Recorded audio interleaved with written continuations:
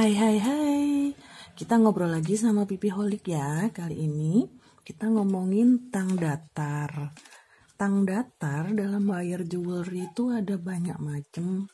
Salah satunya adalah ada yang bengkok seperti ini, tapi dalamnya datar ya, jadi dia nggak ada gerigi sedikit pun. Ini bengkok juga tapi versi kecil, jadi ujungnya nanti bisa masuk ke sela yang sangat-sangat kecil.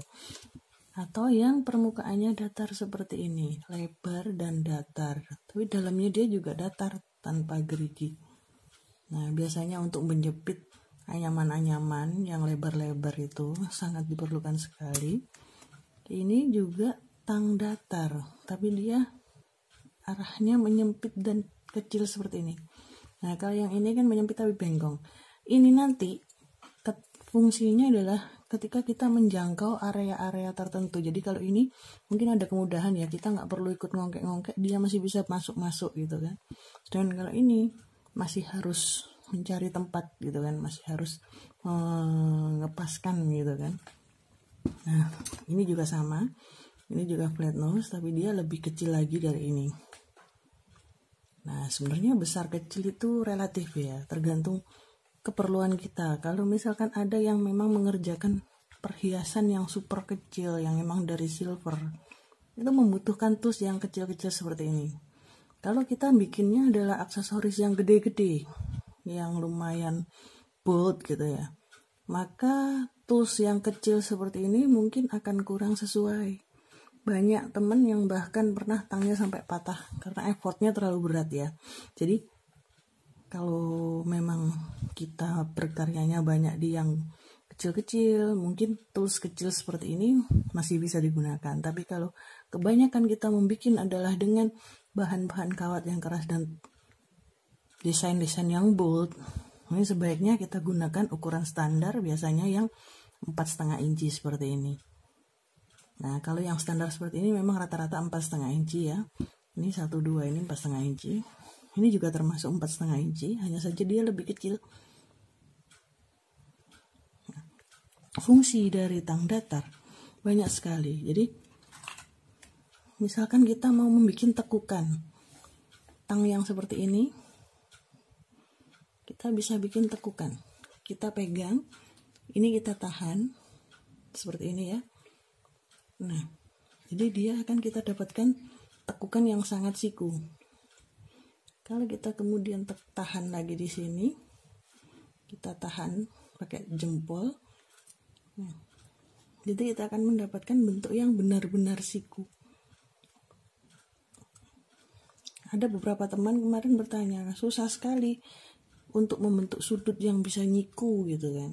Ya memang awalnya tergantung tools, tapi kalau memang kita udah terbiasa, sebenarnya tools ini nggak terlalu berpengaruh ya. Jadi misalkan ini saya pakai tang yang seperti ini, saya mau bikin yang seperti ini, bisa, maksudnya nggak terpengaruh.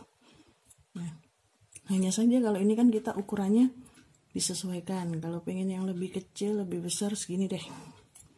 Nah, jadi dia bisa siku sekali.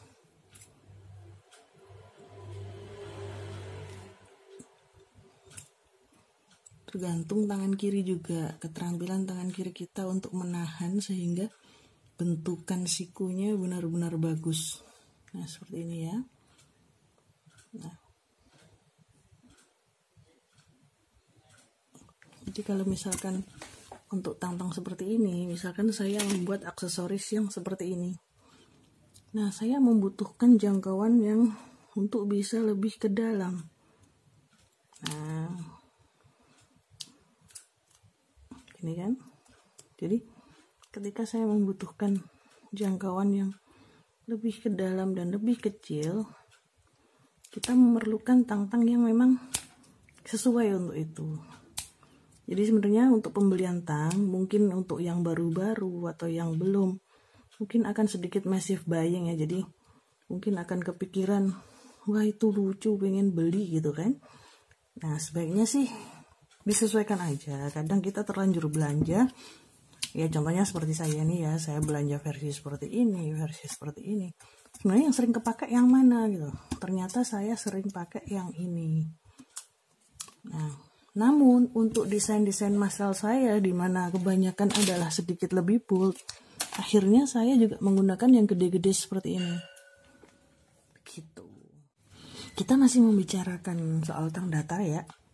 Jadi fungsinya, misalkan kita habis menganyam, kita habis melakukan anyaman tapi anyamannya agak kurang rata, kita bisa gunakan tang datar ini untuk ngepresin anyamannya. Jadi anyamannya bisa agak rapi dan tertata. Kenapa pakai tang datar? Karena kita butuh datarnya ini. Kalau misalkan kita pakai tang yang ada geriginya, pasti rusaklah anyaman kita. Pasti nanti ada luka-luka yang tak terobati gitu kan. Jadi sayang udah nganyam susah-susah, kemudian pada akhirnya lepas juga. Sedangkan biasanya kalau kita lagi berkarya yang bold-bold, baru kita gunakan yang tang datar gede ini. Gitu. Jadi saya akan kasih beberapa contoh penggunaan tang datar. Misalkan saya mau bikin kokot segitiga. Jadi kita bikin dulu segitiga. Nah, ini bentuknya udah segitiga kan ya. Bisa kalau ingin disegitigakan lagi seperti ini. Sudah segitiga banget. Nah, kemudian kita ambil luarnya, kita tekuk lagi. Nah, tergantung tangnya juga ya. Kalau ini tangnya kurang siku, misalkan ini, tapi ini sudah cukup siku.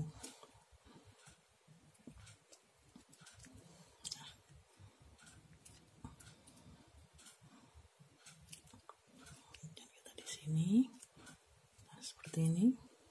Kita tekuk lagi, dapat luarnya. Nah, sudah jadi sebuah segitiga.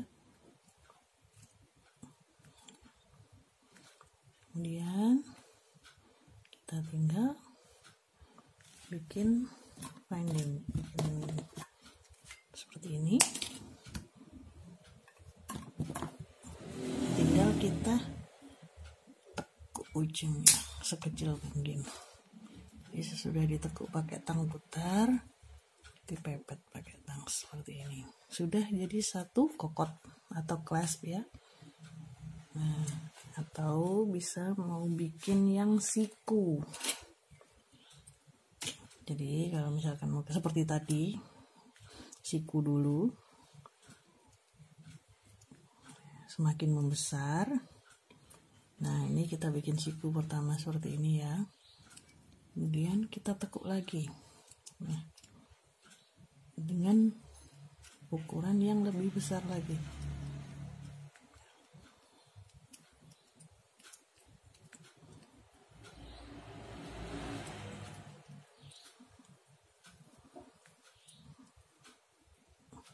Jadi selalu kita lebihkan ya. Misalkan ini batasnya di sini. Nih, ini batasnya kan di sini. Itu kita lebihkan satu ini.